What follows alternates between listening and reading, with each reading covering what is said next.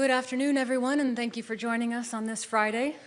We will start with a statement from the Secretary General, followed by a statement from the Supreme Allied Commander Europe. Secretary General, please. Thank you. Good afternoon, and thank you, General Grynkewich, the Supreme Allied Commander Europe, for joining me here in Brussels today. In the early hours of Wednesday, September 10th, numerous Russian drones violated Polish airspace. NATO's air defenses were activated and successfully ensured the defense of NATO territory.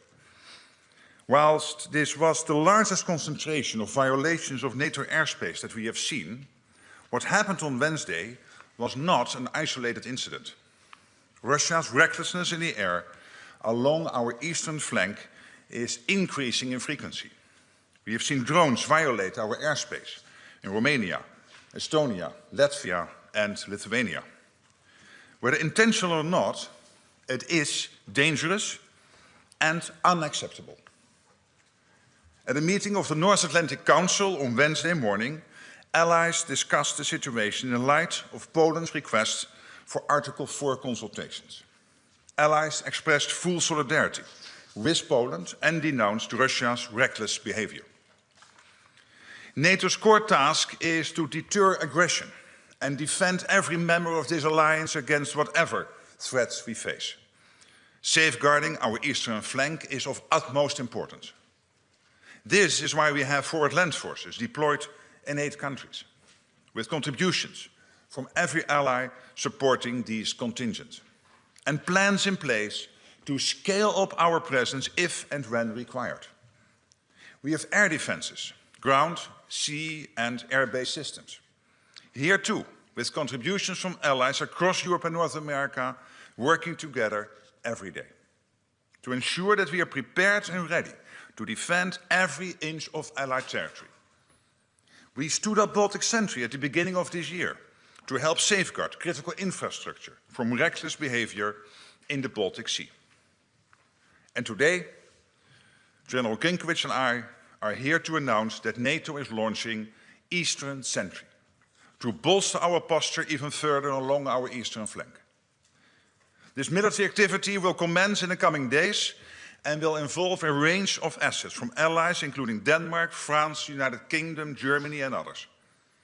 In addition to more traditional military capabilities, this effort will also feature elements designed to address the particular challenges associated with the use of drones.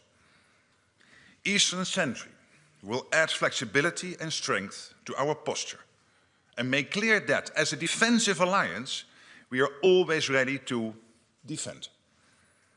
I am confident in the strength and ability of this alliance, not least because of the excellent leadership of our top brass. So let me pass the floor to General Grynkewich to provide a bit more detail about how we are reinforcing our posture through Eastern Sentry. General, you have the floor. Thank you, Secretary General. It's a great honor to be here by your side in Brussels for this important announcement, one that will strengthen our defenses. Integrated and layered air defenses, both air and ground-based, will be key as we move forward. This was on top of everyone's mind in the Baltic states, where I just returned from a short while ago. My conversations with leaders in Estonia, Lithuania, and Latvia focused on NATO's response to the reckless and dangerous act that occurred in Poland earlier this week. I am incredibly proud of our response. It was decisive and it was effective, and it speaks to the capability and professionalism of 32 allies working together. As the Secretary General just mentioned, this decisiveness will continue with Eastern Sentry. Although the immediacy of our focus is on Poland, this situation transcends the borders of one nation. What affects one ally affects us all. This is an issue that impacts all of the alliance, and we will treat it as such.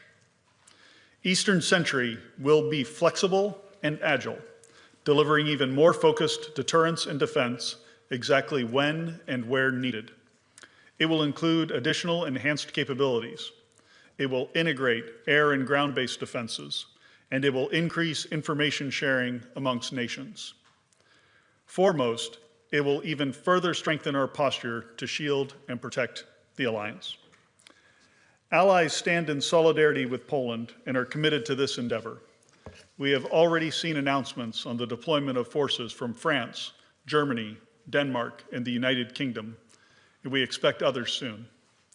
As part of Eastern Sentry, we will also work with Allied Command Transformation, as we did in Baltic Sentry, to rapidly experiment and field new technologies, such as counter-drone sensors and weapons. Poland and citizens from across the alliance should be assured by our rapid response earlier this week and our significant announcement here today.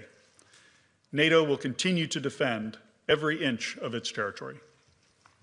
Thank you, General Grynkewich, and I'm grateful to you and your team for the quick and decisive work you have done over the last days, and indeed every day of the year to keep our people safe. Indeed, I'm also grateful to our Supreme Allied Commander Transformation, Admiral Pierre von Jay. He is playing a key role on how we innovate and adapt our technology and tactics to address whatever new and novel challenges we may face, including from drones. NATO is a defensive alliance, and it is our job to ensure that we are doing all that is necessary to deter and defend. The reckless behavior we have seen from Russia is deeply dangerous. Our assessment of the incidents on Wednesday is ongoing, and whether or not Russia's actions were deliberate, Russia's violated NATO airspace. Therefore, we must, as NATO, make clear our resolve and our ability to defend our territory. And that is exactly what Eastern Sentry is designed to do. It will bolster our posture, add flexibility to our approach, and ensure the safety and security of our eastern flank. Thank you so much. All right, we have time for several questions. We'll start in the center, second row, Associated Press. Yes, Lorne Cook from Associated Press, a question for both of you. There risks being, you're sending more resources to the eastern flank, and there risks being competition now between what Ukraine needs and what the allies are requiring themselves.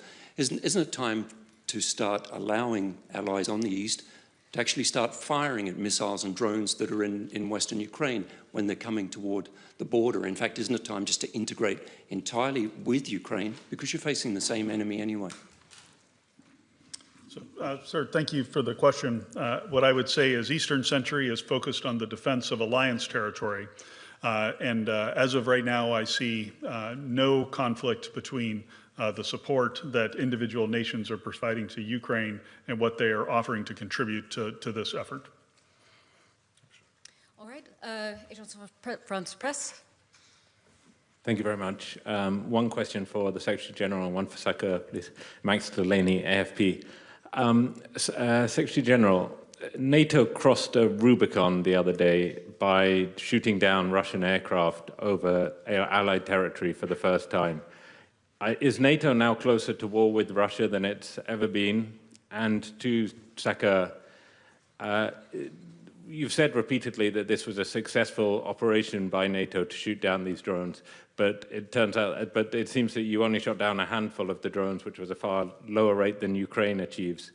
Was this really a success, and is it sustainable to keep on shooting down drones with multi-million-dollar aircraft and expensive equipment? Thank you. To your first question, what this shows is that we will defend every inch of NATO territory, every inch of Allied territory, all 32 allies. And whatever the intent was behind this, yes or no, and whether it was a mistake or not, we are still looking into that. It was reckless, it was unacceptable. These are Russian drones, and it is extremely serious what happened last Wednesday. So obviously, we would not be sitting here like this if then NATO would not immediately come into action and defend every inch of territory. This Allied territory is exactly what we have done. And in the end, it's up to Russia how far they will take this.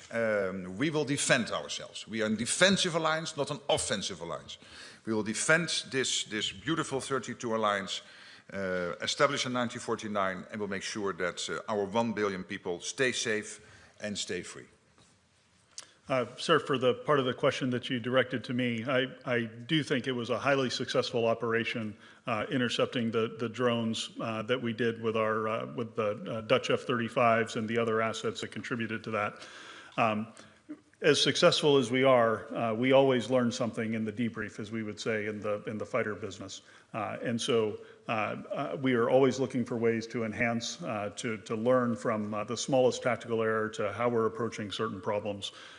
In my judgment, the scale of the incursion the other day was obviously larger than previous incursions that we've had. So bringing additional resources to bear on this problem will help to solve that. So that's why we're starting this operation the way we are. I'll also highlight the comment I made about working with Allied Command Transformation and Admiral Vandier. That is an effort to ensure that we get lower cost weapons that we can use to defend ourselves, to make this a sustainable operation over time. And as SACEUR, one of my responsibilities is to make sure that we don't just defend today, but that we're set up to defend tomorrow. The last comment I'll make is when there's a fighter pilot that's in the air or someone on the ground who's defending the alliance, I don't want them thinking about how much their weapons cost. I want them defending our citizens. We'll move to this side of the room. Third row, Reuters. Thank you, Andrew Gray from Reuters. Question for the Secretary General. Do you consider the response from the United States, particularly from the President, sufficient so far when he said, "What's with Russia violating Poland's airspace with drones? Here we go." And have you spoken to President Trump about this? If so, what was the content of the message? If not, why have you not spoken to him? And for the Supreme Allied Commander, can you tell us whether any US military assets were involved in the response to this incident? And if not, why not? And can you also give us more details of this new activity, the size, the scale of the operation? Thank you. To your first question, I think the American reaction was very clear by the American president, also by the ambassador here. It's absolutely clear that we all stand together on this.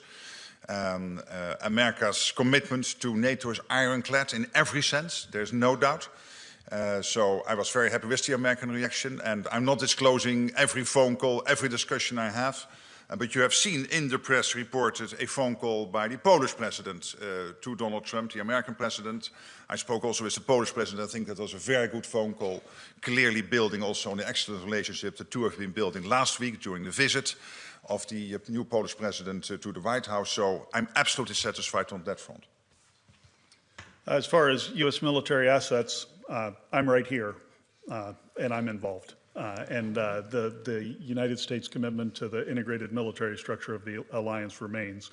For kinetic assets the other day, there were not any. This is a function of the rotation of forces that we have to our different missions around the alliance, and simply a matter of scheduling more than anything else. As we look forward to your question on more details on the size and scope, Eastern Sentry, as I envision it, is going to cover the entire eastern flank of the alliance, from the high north to the Black Sea and the Mediterranean, anywhere that we might see a threat from the Russians. And modeling on Baltic Sentry, which is a highly successful operation in the Baltic Sea, we have been able, through our presence and through adapting the level of forces that we have at any particular time based on how we assess the threat picture, to prevent any attacks on undersea infrastructure in the Baltic Sea since we started that operation.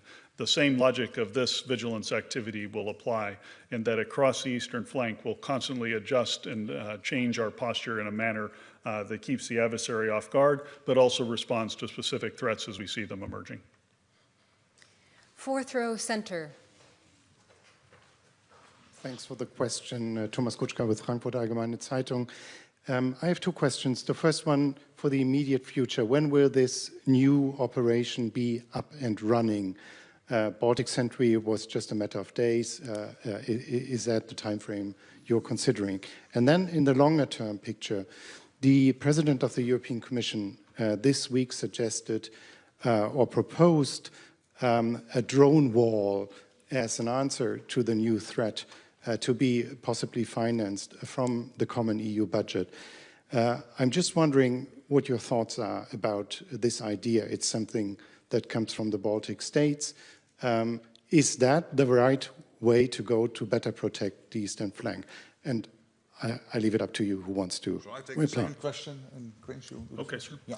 Yeah, so a couple of comments. I have issued the order tonight for Eastern Sentry to begin.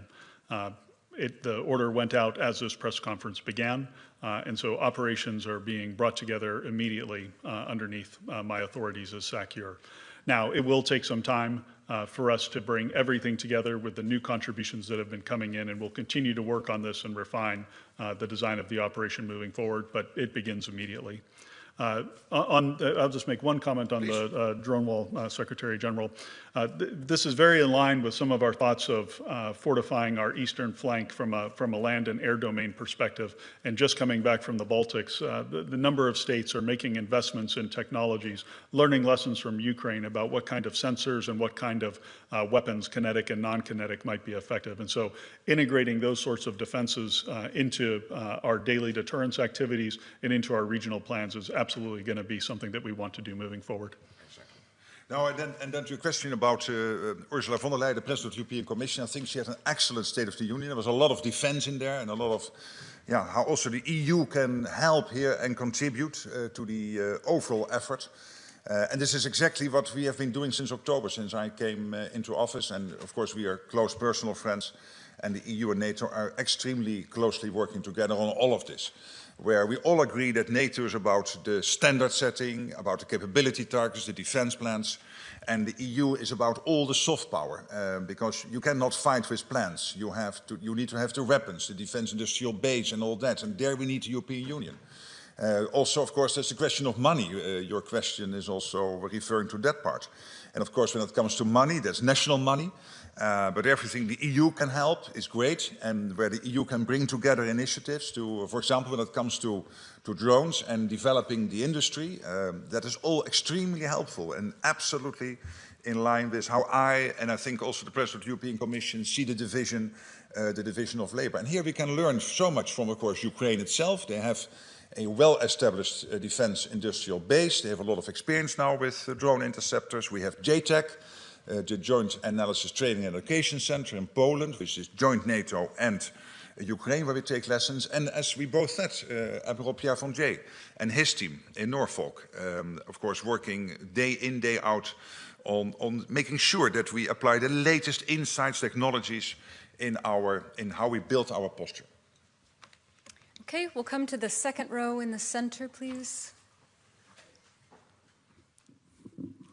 Hi, thank you, Terry Schultz with Deutsche Welle today. The alliance has long been asking for enhanced, or allies, I should say, has long been asking for enhanced air defense, even before the war with Ukraine, but certainly since Russia's full-scale invasion. So do you feel at all that now you're having to play catch-up, that these are things that could have and should have been done earlier, and now it's simply been thrown into such sharp focus, and with the danger intensifying every day from Russia, is this not too little, but a bit late? Yeah, I would refer to the performance that we had the other night during the incursion in Poland, in that we were well postured. The authorities that the North Atlantic Council had provided to SACEUR had been further delegated, and aircrew were able to act decisively on a meaningful tactical timeline to eliminate much of the threat that was heading into Poland. So I don't think we're playing catch-up. I think we were postured fairly well for that event. Now, having said that, we're always learning, and that's part of the reason that we're moving forward with this enhanced vigilance activity to bring additional capabilities together, given the scale of that incursion being something that we hadn't seen to this point. We had seen a few drones here and there, a smaller number, very well postured. If it had just been that, we would have gotten them all. But clearly, with the number that came across the border, it's time to take a fresh look at this, and we're always learning. NATO is a learning organization. Allied Command Operations is a learning command, and we're going to do everything we can as we learn those lessons to incorporate them rapidly and ensure we're defending every inch of the alliance. All right, now we will go to Bloomberg here in the second row. Thank you very much. Sec-Gen, I have a question for you first. Yes. Presumably, you have more information now about the question of intent than you had 2 days ago. So even though I understand, like, you're still assessing, what more do you know today than you knew 2 days ago? And also, more of a philosophical question perhaps on intent. How do you exactly define intent? Do you mean the intent for these drones to have been in Polish airspace in the first place, or once they are in Polish airspace, what they were intending to do there? And Sakir, I also have a question for you. I struggle to understand what exactly is new in this new Sentry program beyond assets that have already been announced and that are now being integrated. So if you could tell us exactly what the new assets are going to be. Thank you so much. Well, on your first question, obviously by day we get more insights. I won't share them with you, but I think that at the moment when we would have a full conclusion and we could share it with others, we could do so. And even that I'm not sure of, because that all depends, of course, on what we find. The only thing I can tell you, because I think whatever I tell you has to be the truth. And the truth is that at this moment we are still assessing. And at the same time, I think the question is relevant. What is behind this? But at the same time, it's not that relevant, because whatever yes or no, it was deliberate. It was anyway reckless. It was a bunch of Russian drones, even if they were not intent to go into Poland, if that would be the outcome of this. Or even, and of course, if it was the intent, that's even more serious. But in both cases, it is reckless, it is unacceptable. It is the Russians taking risk. We have seen this before in the Baltic countries. We have seen this before in Romania. And this is simply unacceptable. And that is why it is so important that on top of what we do already, which is the overall posture of NATO, plus the forward land forces we have on the eastern flank, that the Supreme Allied Commander has decided to launch this initiative to make sure that we defend the eastern flank even better with more flexibility. So a really good question. So we saw President Macron's announcement of providing the Rafale fighters. We have Danish F-16s that have been offered. A frigate has been offered. Some ground-based air defense capabilities have been offered. But I would ask that we don't focus on those specific items. The key to this is an entirely new defense design. So the previous way that we orchestrated ourselves on the eastern flank is we had individual air policing actions in different locations, and we had individual ground-based air defenses in several locations as well. And then, of course, we're working with nations on a case-by-case basis as we see threats. This is going to be a comprehensive and integrated approach, and with additional resources, we'll be able to plug gaps in the line, we'll be able to concentrate forces where we need to defend at a moment of a particular threat, and we'll have much better communication across the entire eastern flank so that it's truly an integrated approach to this defense. Thank you. Okay, we have time for a few more. We'll go to the fourth row in the center.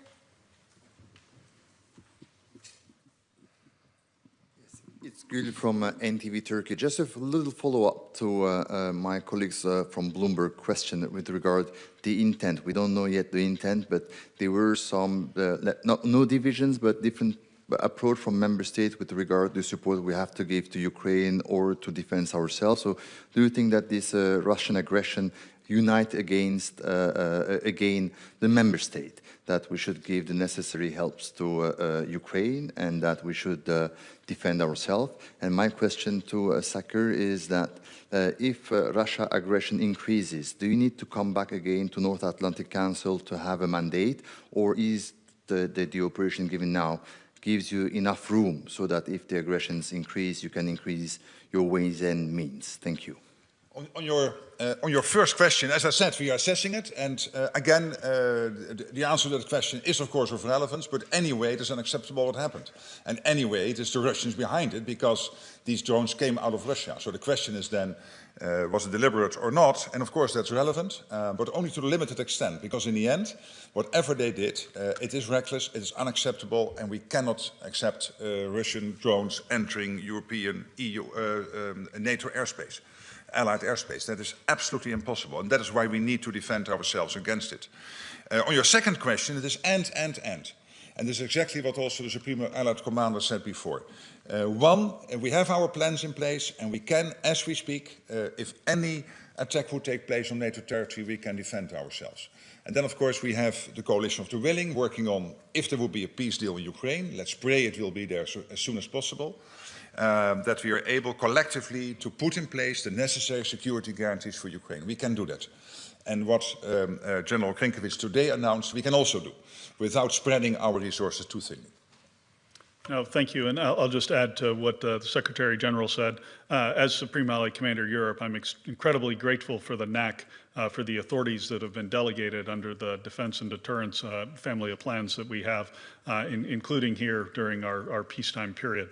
And what this allows me to do on behalf of the alliance is to rapidly respond to these events. I'm very careful to execute those authorities with discretion and judgment, again, but very thankful to the NAC for allowing us to do this, allowing me to have the authority. Again, it enables a rapid response. I think that's important in this day and age when things move so very quickly, and we'll continue to move quickly to respond to this. Okay, we'll go to the third row, the man with the tie. Yes. Thanks for taking the question, Richard Huso, Finnish Broadcasting Company.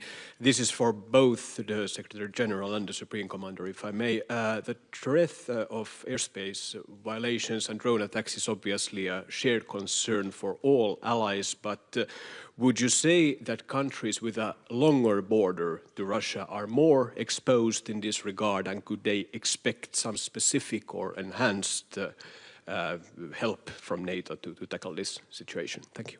Yeah, but of course the problem is this is about the eastern flank, because here is a direct threat to the eastern flank from, for example, drones or whatever could threaten our allies on the eastern flank. But more generally speaking, you know, I don't like that whole eastern flank thinking because it gives the impression that if I live in Madrid or in London, I'm safer than when I live in Tallinn, and that is not true.